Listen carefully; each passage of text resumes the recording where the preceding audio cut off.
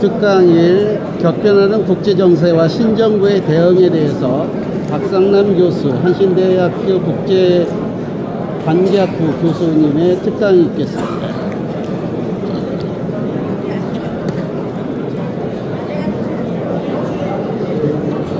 주님께서 주신 사랑으로 여러분 사랑 축복합니다. 이 시간은 특강 첫 시간입니다. 우리 첫 시간 정리해 주신 분은 한신대학교 박상남 교수님이십니다. 교수님께서는 국제관계학부 교수님이시고 현재 한국 유라시아 회 이사장이십니다. 이를 위해서 먼저 전국연합회 회장이신 윤성민 장로님께서 기도 인도해 주시겠습니다. 기도하시겠습니다. 사랑과 은혜가 풍성하신 하나님 아버지, 하나님 가운데 제40개 당신의 전국교회를 소초 베티노리도지에서 대처할 수 있도록 허락하여 주시고 한마음한 뜻으로 주님 하나님에 나올 수 있도록 인도하여 주시는 감사와 영광을 올려드립니다. 사랑하는 하나님, 전국교회가 좋은 날씨와 여건을 허락하여 주시옵소서. 모든 일정을 주님 은혜 가운데 잘 마칠 수 있도록 하나님께 인도하여 주옵소서. 그가 기대하고 기다리고 기도하고 준비한 전국교회를 통해 남신도 동료들이 기쁨이 넘치고 풍성한 은혜를 체험하는 시간이 되게 하여 주시옵소서. 전국교회를 통해 28개치 여러분 남신분들이 주님 앞에 바로서게 하여 주시옵소서. 복음 사역이 나에게 점점 동참하여 하나님 나라의 천국의 사명자로 세워 주시옵소서. 각 일정 순서마다 강사님을 함께해 주시옵시고 강해해 주신 말씀 통해서 영성 훈련과 찬양을 통해 영의 양식을 충만히 공급받게 하여 주시옵소서. 여기 모인 우리 모두가 주님 앞에 신실한 자들로 인정받는 성교회가 되게 하여 주시옵소서. 또한 이번 행사를 준비하신 원동부 회장님과 임원들을 하여 주시옵소서. 또한 소리 없이 헌신 봉사하신 회원들의 중도를 기쁘고 공답게 하셨사오니 행사가 마칠 때까지 건강으로 지켜주옵소서. 또한 우리 모두 축복하여 주시옵소서. 여기 모인 우리 모두가 사랑으로 하나 되게 하셔서 전국교회 가운데 주님의 음성을 듣고 만나는 은혜를 하여 주시옵소서. 이단 첫 번째 뜻과 모시고였습니다. 하나님 강의를 듣게 하시니 감사를 드립니다. 감사부사님 감사한 교수님을 하나님 축복하여 주시옵소서. 지금 대한민국에 하나님 크신 은혜 가운데 세우신 나라임을 믿습니다. 지금 대한민국이 겪고 있는 정치적, 경제적, 사회적 어려움 속에서도 주님께서 평강과 회복의 영광을 임하셔서 바르게 나아가는 우리나라를 세워 주시옵소서. 감사부사님의 겪고나는 국제정세와 신정부를 기간을 제목 특강하실 때 하나님께서 함께 하시니 우리들에게 큰 은혜의 시간 되게 하여 주시옵소서. 언제나 기리우시며 생명을 주시는 예수의 이름으로 기도드립니다.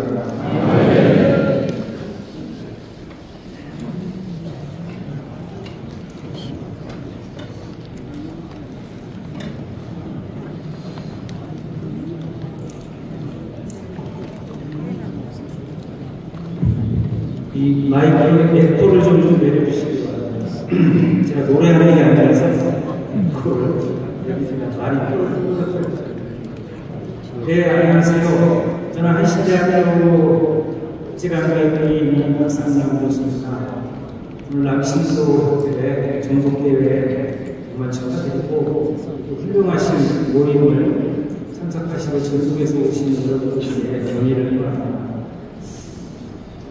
시간이 좀 많이 지난 관계로 간략하게 여러분 공부하는 시간, 재밌게 공부하는 시간, 집중하시면 책을 한 두꺼운 책을 7개, 8개 여기서 읽고 가시면 3, 40분 집중하시면 제가 할 때는 국제관계입니다. 의뢰를 받는 주제가 국제관계인데 지금 여러분도 잘 아시다시피 대단히 위기입니다. 엊그제 오늘 아침에도 그런 보도가 났습니다만 미국에서 비밀리에 워게임을 했다고 해요. 워게임을. 북한이 남침할 거고 그 다음에 중국이 대만을 침공할 거고 그런데 북한이 전술핵을 남한에 쐈을 때 미국이 이걸 어떻게 해야 되느냐 한미 동맹에 이거하면 미국도 핵무기로 공격을 해야겠죠. 근데 자기들끼리 비밀리에 한 워게임에서 핵무기를 쓰겠습니다. 이거 뭐죠? 한국을 지키기 위해서 자신들이 핵공격을 당할 수 있는 위협을 없애지 않겠다. 이게 미국의 상당히 충격적이에요. 우리나라 사람들은 한미동맹을 은과 옥조로 생각하고 있는 2차 대전 이후에 프랑스의 들고를 자체로 핵무기를 개발하려고 했어요. 그러자 미국이 만류했습니다. 우리가 지켜야 되는데 핵무기 하지 마. 들고리 다시 미국 대통령이 물었어요. 미국이 뉴욕이 핵공격을 당할 것을 각오하면서 파리를 지켜줄까? 그렇지만 그러면서 프랑스는 자체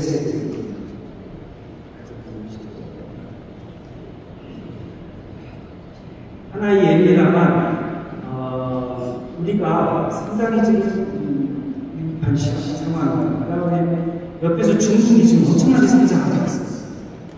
사실 중국의 공업화 산업화는 80년대, 90년대 한국의 기업들이 가서 많이 도와줬죠. 이제는 기술이 다 빠져서 이제는 한국 시장을 선택을 하고 있습니다. 거기에 군사력으로 어마어마하게 지금 늘려가고 있습니다. 남중국해 아시나요? 그 베트남, 필리핀 나라 거기를 거의 자기네들 하려고 만들고 그랬죠. 그게 끝나고 나니까 지금 서해안에 공표를 설치했어요. 서해가 중국 바다라고 선언했죠. 그래서 오늘은 국제관계가 어떻게 돌아가는지 우리가 이것을 어떻게 대응해야 하는지 특히 이재명 신정부가 상당히 무겁습니다. 특히 전 정부에서 외교를 거의 또 많이 이렇게 제대로 해결해 놓지 못하고 있어서 상당히 많은 어려움을 처했습니다.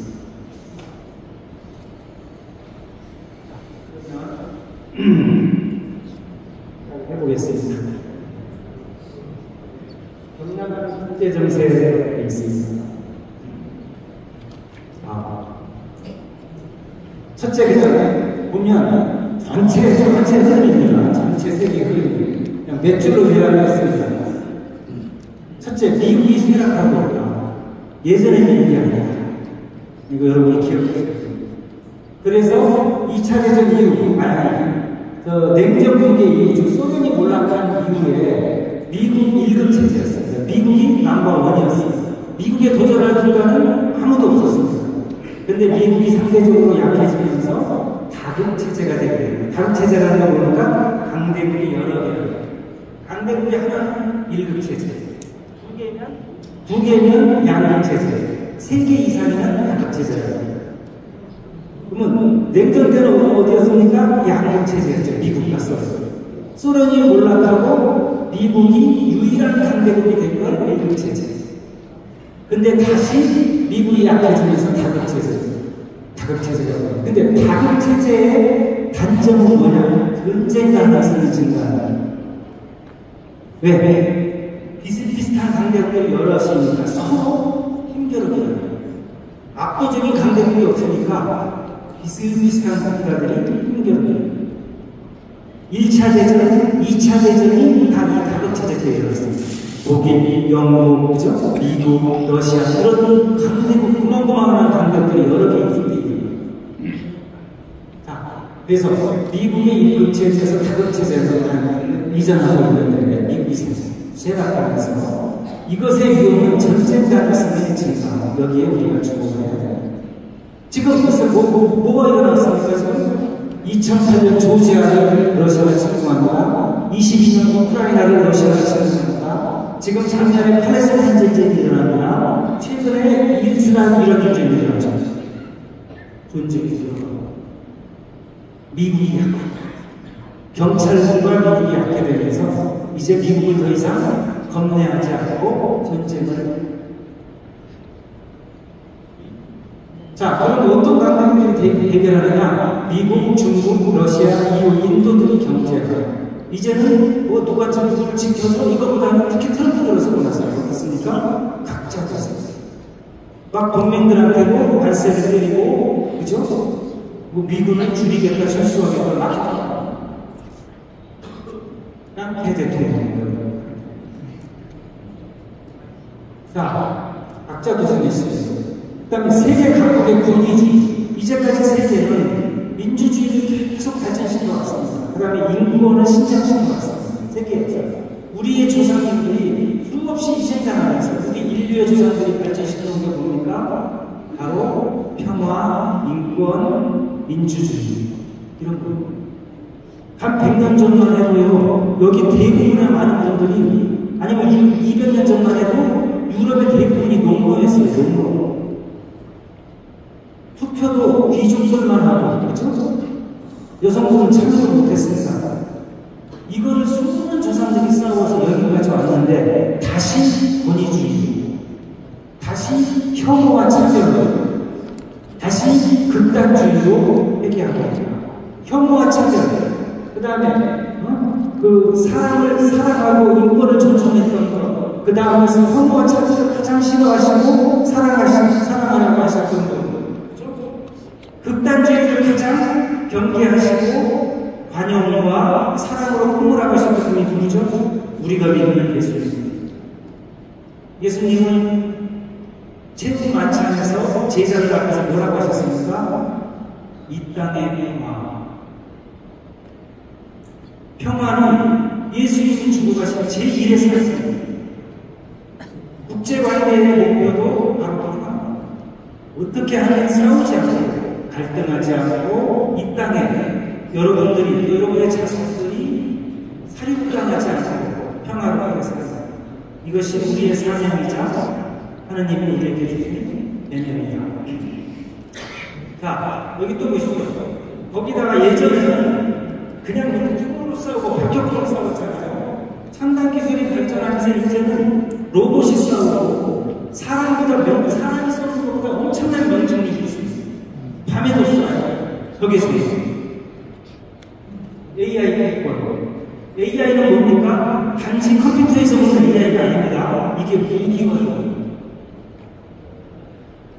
사람을 통제하기 시작합니다.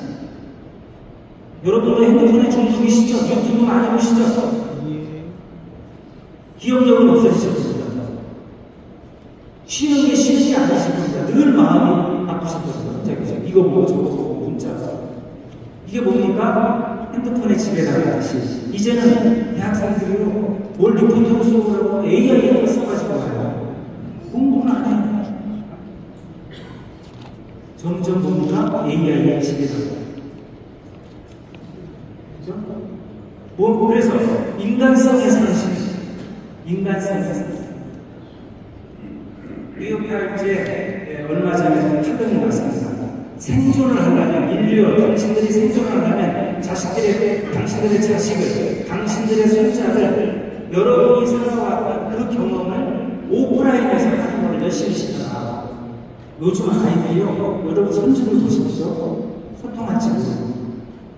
제가 대학에 있지만 전문적으로 같은 과인데도 대화를 못해요.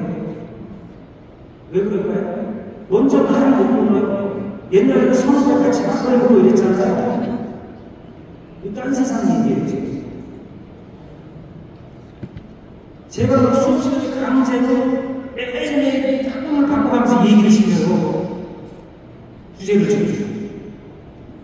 하나 구조로 그렇게 하고 나면 나중에 이제 그럼 뭐죠? 어려서 학원 가고 집에 오고 컴퓨터 보고 아파트 놀이터에 애들이 나와서 놀지 않습니까? 옛날에는 많은 주택이라 골목이 있었잖아요. 골목에서 만나서 놀았잖아요. 동네 형들하고 언니들하고. 두들겨 맞기도 하고 사회성을 배웠지 않습니까? 요즘은 골목이 없어졌어요. 전부 아파트 같지. 이웃이 누가 사는지도 모르죠. 학원 갔다가 집에 오면 컴퓨터만 하죠. 언제 소통하나? 거기다가 형제도 없어요. 독자적인 둘이에요. 인간성이 생기죠. 그래서 여러분 손주들 자녀들을 생존시키려면 철저하게 오프라인 활동을 봉사하게 하고, 그죠?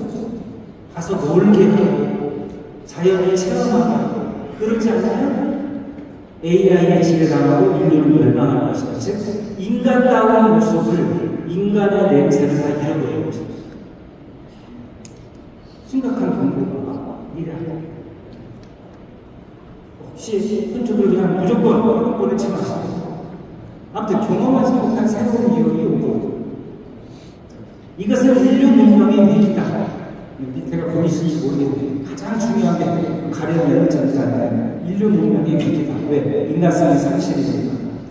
이것을 구원하는 것은 저는 기독교 정신과 인류의 보편적 가치의 복원이 필요하다. 저는 이것이 우리 기독교 장로에도 한신의 소설과 연관되는 인간성의 상실의 시대에 인간성을 복원하는, 즉 빛과 소금과 빛의 역할을 것, 이것이 한신의 소명이다.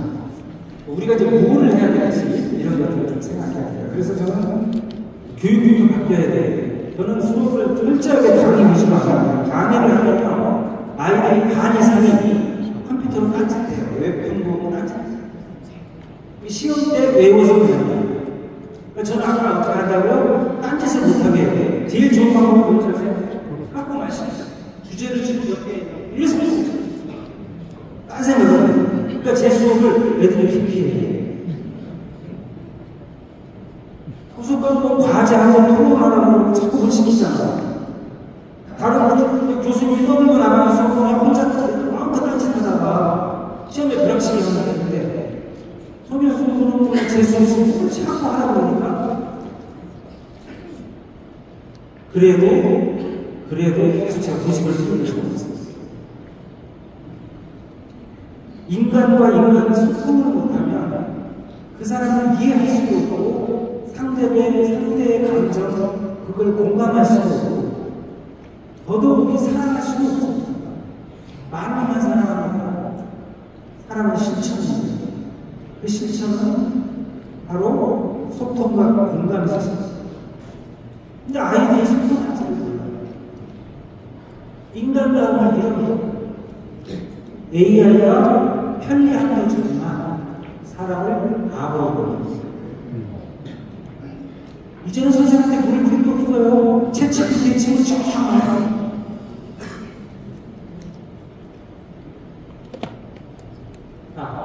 한국의 신정부에 대해 유연한 사고 전략으로 복잡한 고착화 정책에 대응합니다. 고정관념을 깨야 돼요. 이건 국가랑 개인이랑 똑같습니다. 그 노자의 도덕경에 보면 상상약수라는 말이에요. 가장 선한 것은 물과 같다. 부드럽다. 물은 바위가 있으면 피해가고 나무뿌리가 있으면 돌아갑니다. 사람만이 고집 피우고, 그죠? 경직되고 서로 갈등하고 허들어서 유연한 삶. 나라도 마찬가지입니다. 그죠? 그래서 친민이, 친중이니, 친북이니, 반공이니 거기 내있지 말고 유연하게 우리의 지금 더 복잡해지는 국제관계에서 유연하게 대응해야만 평화를 우리가 되는 거죠. 박정희, 김대중 노무현 이후에 한국 사회의 전례를 하지 않아요. 박정희 대통령은 잘 살아가자라는 철학이 있었습니다. 그의 공간을 있지만 어쨌거나 산업화를 이루는 겁니다. 김대중 대통령 빨갱이라고 평생을 모함을 당했지만, 그죠? 한국의 민주주의를, 그죠? 그리고 남국의 대화의 물꼬를 끊기죠. 더더욱이 박정희 대통령이 산업화에 성공한 분이라면, 즉 공장을 많이 지은 분이라면 김대중 대통령은 IT 산업을 이렇게 가요. 전국에 인터넷 나왔습니다. 지금의 네이버 다음이 다 김대중 시대에 태어납니다. 한국에 이렇게 전략이 있었어요. 국가를 어떻게 끌고 가야 돼요. 노무현 대통령은 지방 가지고 가는 지방을 살려야 된다고 생각했어요. 수도 이전과 각각의 핵심 도시를 만들었어요. 그 이후에 누구죠? 뭐 이명박, 박근혜, 윤석열, 문재인 대통령은 코로나19를 상승 시도를 하고 일도 못하고 그렇죠, 제대로. 코로나 3년, 임기 5년에 3년을 코로나 했으니 뭘 제대로 했겠어요. 자, 그래서 이재명 정부는 전략이 무엇인지 좀 배워야 됩니다. 자, 냉전 양극 임금 체제 시대가 오히려 한전했다. 자, 과거 우리가 냉전 시대는 두려운 시대라고 생각하면 오히려 그때가 양극 체제 또는 미국의 임금 체제가 오히려 한전했다. 이제는 미국과의 동맹 약화에 이야기합니다. 아까 뭐라고 했죠? 미국이 강자 고생하자고 그러거든요, 트럼프가. 근데 우리만 한미동맹 하면 안 돼요. 한미동맹이 중요합니다. 중요한데 거기에만 의존하지 않아야 돼요. 우리가 이제는 스스로 지키고 스스로 살아나갈 준비를 해야 돼요. 대한민국이 지금 세계 10위권이에요. 그 다음에 반도체는 세계 탑2입니다. IT나 첨단기술이 세계 8위예요. 탑5. 과거에 대한민국이 아니에요. 대한민국이 전쟁이 나면 세계에서 모든 사람이 말이 됩니다. 왜? 메모리 반도체가 공급이 안 돼요. 대한민국이 과거가 아닙니다. 과거에 대한민국이 아니에요.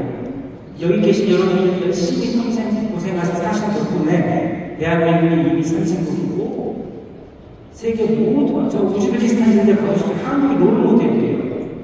발전의 롤모델, 동남아. 그래서 우리가 스스로 자신감을 갖는 거니까 약속처럼 필요하다는 겁니다. 왜 말끝마다 요즘 트럼프가 한국을 자꾸 간세했으니까 한국을 얘기할까요? 한국이 역사적으로 비중이 크다는 거예요. 왜? 지금 미국은 배도 못 만들어요. 메모리 반도체도 못 만들어요. 전자, 티코 이런 거 다 미국 시장은 한국 전자업체가 섞어놨습니다. 한국 없으면 안 돼요. 자, 그래서 첨단 기술, AI 경쟁력, 인간성과 공동체. 특히 회복해야 될 AI가 인간을 통제하는 것이 아니라 인간이 AI를 통제할 수 있어요. 이런 것도 대단히 중요합니다. 미국 간단히 살펴보겠습니다. 민주주의 모범, 세계 경찰과 미국의 위기, 그죠? 요즘 막 뉴스에 보면 다 미국 뉴스죠?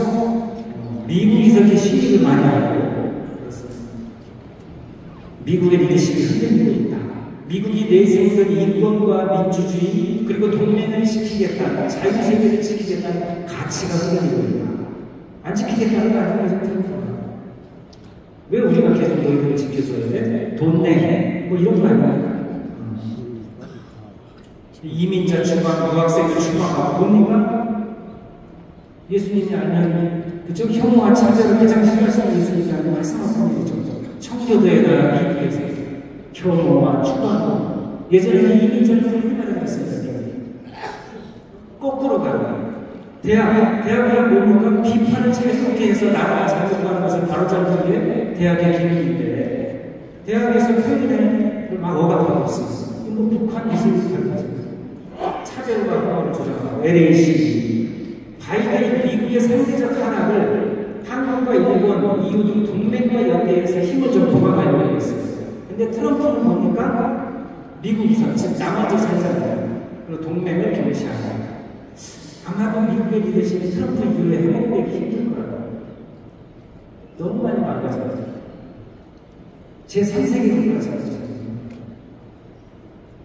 중국, 반면에 중국을 경제 안보적으로 최대 이용으로 간주합니다. 왜? 미국이 옛날에 일본과 독일이 쫓아올 때는 미국이 별로 걱정하지 않았어요. 왜? 인구적으로 독일과 일본은 미국보다 작았잖아요. 영토도 작았잖아요. 자원도 작았어요. 쟤네들이 올라와봐야 미국을 추월할 수 없다라고 했어요. 근데 중국은 어떻습니까? 인구도 미국보다 더 많습니다. 용토도 비슷합니다. 자원도 같습니다. 미국이 진짜 두려움을 적응합니다. 그래서 중국을 억제하려고 침략을 하고 있다. 근데 그 전에 밥그릇 빼앗기라고 자기네들이 보니까 소프트웨어, 우주, 항공, 이제까지 한국에 바라보잖아요. 대신 우리는 TV, 자동차, 반도체가 되잖아요. 이렇게 분업체제가 형성되어 있었는데, 이제는 다 미국이 하게 공장 다 미국으로 지어요. 자, 우리 정부의, 신정부의 대응, 주한미군 감축에 대비해야 됩니다. 전략적 유연성을 가져야 됩니다. 미국만 해서는 안 된다는 겁니다. 그리고 중국과 러시아 잘 관리해야 돼. 왜? 미우나 시우나 가까운 나라와 갈등을 일으키지 않도록 유연하게 한미동맹의 위기에 대비해야 합니다. 과거에 우리는 미국의 안보 우상화에서 운영을 했다면 미래의 한국의 독자 생존 전략을 해야 될 것입니다. 아까 서두에 말씀드렸죠? 미국이 워게임에서 자기네들이 위한 워게임에서 한국을 지켜주지 않았다. 물론 모의 실험이죠, 모의. 그러나 미국은 중요하니까 미국과 연대를 강화하되 그래서 한미정도는 중요합니다. 중로와도 의정관계의 구축이 필요하다.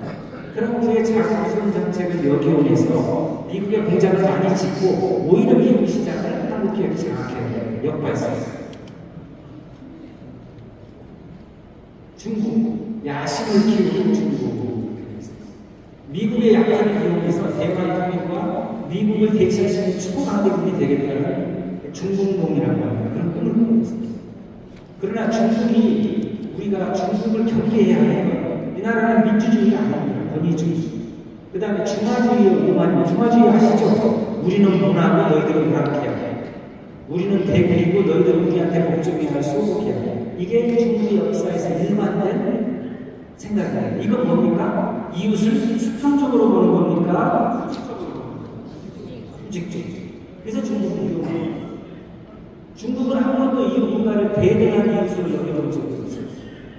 자기네들의 소고 아니면 오랑캐죠. 근데 자기네들이 오랑캐라고 했던 만중국에 다 지배당했죠. 그게 청나라 아닙니까? 금나라. 고구려를 오랑캐라고 했다가 지금은 고구려를 자기 역사에 대입했어요. 고구려한테 당태종이 패했죠. 수의 양제를 고구려한테 패합니다. 대만 침공을 할 경우에 먼저 중국이 대만 침공하기 전에 한반도 북한과 협의해서 한반도의 위기를 조장할 가능성이 높습니다. 왜 그럴까요? 주한미군이나 다른 데 미군이 대만에 집중하지 못하도록 즉 한반도와 그죠? 먼저 긴장을 조성할 것 같습니다. 이게 뭡니까? 미군이 대만에 집중하지 못하도록 다른 데에 긴장을 조성합니다. 그럴 때 한반도가 희생당할 수 있습니다. 이런 것도 우리가 대비해야 돼요. 여러 가능성을 넣고 요즘 중국 경제에 승계되어가지고 전기차, 로봇, AI, 드론, 배터리들에서 한국을 거세게 충격해오고 있습니다. 이것도 우리가 잘 대비해야 돼요. 지금 우리 정부가 제가 정부 자문을 많이 하는데 대단히 지금 여러 가지로 전략을 세우고 있습니다. 이런 것들을 위험해요. 그래서 중국의 안보 경제적 위협에 대응해야 해요, 우리 정부가. 특히 사회 문제입니다. 서방과의 사회 구조를 구축해서 중국 시장 이외의 서방 시장과 한국이 많이 협력해서 한국의 어떤 그런 블록을 만들어야 돼요. 또 신시장도 개척해야 돼요. 동남아, 러시아, 중앙아 중국 경제의 세력이 등장하고 즉 중국이 너무 세지니까 러시아, 인도, 일본 등도 사실 러시아도 중국과 협력을 하지만 제가 러시아 사람을 만나보면 대단히 러시아 학자들이 중국을 견제합니다. 작년에 북로주한을 졌죠. 북로주한. 그리고 우리는 우리한테만 유혹이라고 생각하죠. 그래서 하면 안 됩니다. 북한은 중국의 간섭에서 벗어나기 위해서 러시아를 중국을 찾았습니다. 러시아는 왜 그랬습니까? 동아시아에서 중국 점점 세지는 중국을 견제하기 위해서 한반도에 거점을 둡니다. 그러니까 그것이 쉽게 말해서 한국과 미국을 견제하는 것도 있지만 내심 중국 견제입니다. 무슨 말인지 아시겠어요? 동로죠. 이렇게 시야를 넓혀보아서 그 내면, 보이지 않는 내면의 흐름을 이거는. 그래서 우리는 한중 일에다가 우크라이나 전쟁이 끝나면 러시아를 포함해서 한번 이렇게 다자계획을 해서 이 나라를 이해해야 되고 한미 북북 협력체도 만들 필요가 있고 지금 트럼프가 북북 개발을 하겠다고 하는데 한국과 미국과 일본과 러시아를 지금 끌어들일 필요가 있어요. 푸틴은 우크라이나 전쟁이 일어나고 나서 계속 한국하고 협력할 준비가 되어 있다. 관계를 개선할 준비가 되어 있다. 러시아. 이게 계속합니다. 작년에 공동 회담 끝나고 나서 제약하고 나서 우리는 한국하고 관계를 회복할 준비가 되어 있다. 왜 지금 그런 얘기할까요? 한국이 필요하다. 왜 필요할까요? 얘네들은 중국과 경쟁하려면 러시아를 상업화해야 되는데 러시아를 상업화할 필수적인 반도체 기술이 다 한국이 가지고 있어요. 그 다음에 북극 개발을 하는데 전 세계에서 쇠빙선을 만드는 나라가 한국이 있습니다. 조선소, 하나조선, 삼성전자. 이게 없으면 중국 한국을 개발을 못해요.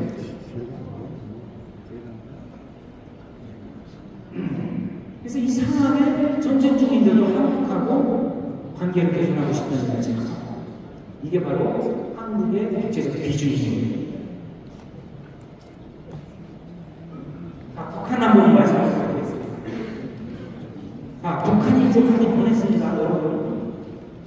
핵은 우리한테 위협이 있어요. 그죠? 근데 또 다른 생각해보세요. 북한이 핵을 가진 이상은 더 이상 한반도를 과거처럼 강대국들이 내리전쟁으로 쓰지 못한다는 얘기예요. 어쨌든 한쪽에 핵을 하고 있잖아요. 이해가세요? 한국전쟁은 그죠? 소련과 미국의 대리전쟁이 되었죠. 그죠? 냉전 시대에. 그 전에 수없는 침략전쟁을 청나라와 명나라가 되기 때문에 뭐야 돼요? 한국이 강대국의 세력경쟁의 전쟁들을 휩싸였죠. 임진왜란은 일본이 뭡니까? 만주를 하기 위해서 길을 열어라고 하면서 조선을 침략합니다.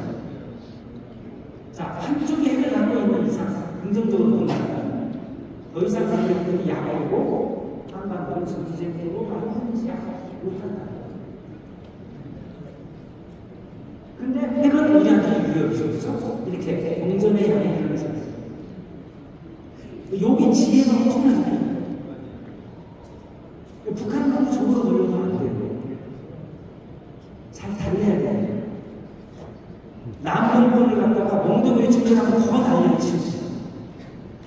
그죠? 더 독해져요. 지혜로운 사람은 관대하게 잘 담는 덕이 있는 분들 그렇게 달라요. 뭐 북한 때려잡자 과거에는 외통했지만 근데 핵을 완성했으니까 그리고 북로조약으로서 러시아의 뒷배경까지 만들었으니까 이제는 김정은이 대단히 자신감이 있어요. 그죠? 이제는 침략받을 위험이 없다고 하는 거예요. 이제는 뭘 해결하려고 합니까? 그래서 경제 문제예요. 근데 중국이 아니고 북한이요 세계에서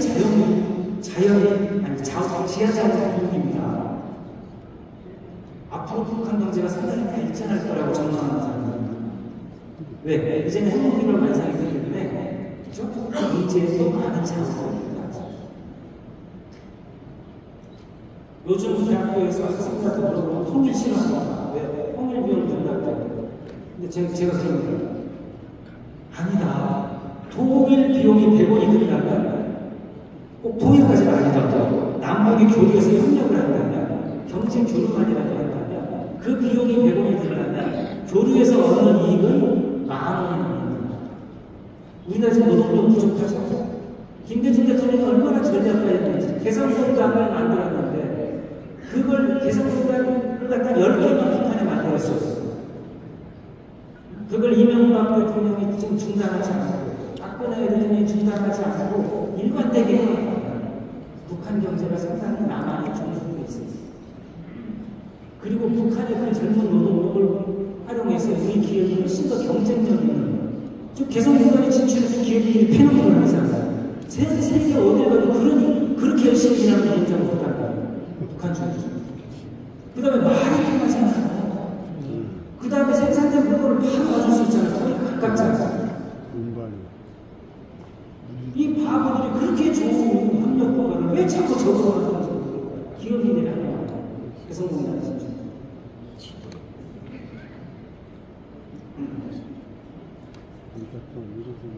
중국의 우선 축소하는 어떻게 수 있어요? 자, 근데 이 김정은 이상한 말을 해요. 그전에는 하나의 민족으로 통일을 이제는 아니야. 우리는 각각 다른 나라야. 독립하겠다는 왜 행복이 자신감 있다는 거야. 그리고 자꾸 나만하게 엮이면 그죠? 그걸 찾자. 이런 거죠. 뼈아픈 하나의 해가고 싶대. 사실 저때가 기회였어요. 트럼프가 변동만 아니야. 그때 마지막 기회였어요. 그래서 어떻게 그렇게 잘 해결됐으면 북한이 핵을 좀 축소하고 한국과 북한과 미국이 협력해서 새로운 시대를 열 수도 있었는데 트럼프가 예측 시간을 어쨌거나 남북관계 개선을 위해서 우리는 제2고성공단 양방 재개를 좀 해야 되고 양질의 북한 노동력, 자원, 지정적 활성화에서 북한 최고의 협력 대상이라는 생각을 좀 가져야 돼요. 한국 경제가 한국에 대학할 수 있는 무슨 그건 뭘까요? 내국 정책에 대한 공략. 국내도 좀 갈라져있죠. 북한 정책으로. 북한을 허중이라고 하는 생각하는 분들도 있고, 북한을 포용하지 않는 분들도 있습니다. 어느 것이 합의를 해야 돼요. 한국 내에서. 그래야 정부가 바뀌어도 일관되겠죠. 냉탕탕을 오가면 이 정치인들이 뭐든 좋습니다. 합의를 하라. 그리고 핵개념. 저는 현재에서 우리가 핵 개발을 하면 힘들다. 미국의 전술핵 정도는 가까워요. 그렇죠? 근데 세계 이런 걸 이렇게 하겠죠. 자, 최근에 북북, 이재명 대통령이 북북 얘기를 합니다. 북북 얘기를 하는데, 북북이 지금 이렇게 되어 있습니다. 그래서 말했듯이, 이 밑으로 가는 겁니까? 위로 가는 겁니까? 훨씬 더 단거리가. 근데 여기에 필요한 게 한국의 세계인사입니다.